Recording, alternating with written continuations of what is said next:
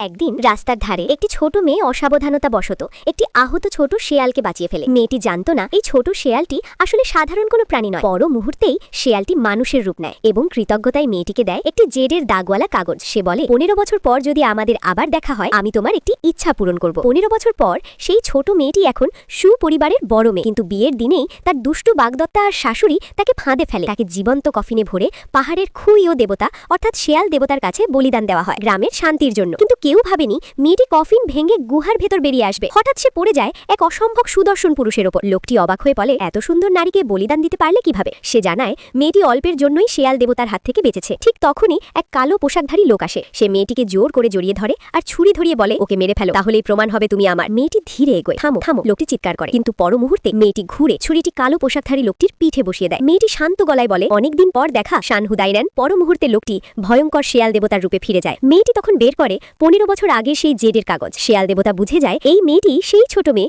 যে একদিন তাকে বাঁচিয়েছিল। মেয়েটি বলে, আমি চাই যারা আমাকে ধ্বংস করেছে তারা সবাই শাস্তি পাক। শেয়াল দেবতা হেসে বলে, তোমার শরীরে মৃত্যুগু বসানো হয়েছে, তুমি এমনিতেই মরছো। ঠিক তখনই মেয়েটির মুখ থেকে এক ফোঁটা রক্ত তার হাতে পড়ে। সে চমকে যায়। মেয়েটি শত বছরে একবার জন্মানো বিশুদ্ধ আত্মা। সে তাকে হত্যা করে না, বরং নিজের অন্তর্দান মেয়েটির শরীরে ঢুকিয়ে দেয়। সে প্রতিশ্রুতি দেয়, আমি তোমার প্রতিশোধ নেব। পরদিন শেয়াল দেবতার পাহারায় মেয়েটি তার প্রাক্তন বাগদত্তার বাড়িতে যায়। ঠিক তখনই সে নতুন বউ নিয়ে বিয়ে করছে। মেয়েটিকে দেখে নতুন বউ ভয়ে মাটিতে বসে পড়ে। মেয়েটি হেসে বলে, আমি মরিনি, আমি ফিরে এসেছি এবং এবার প্রতিশোধ শুরু হয়।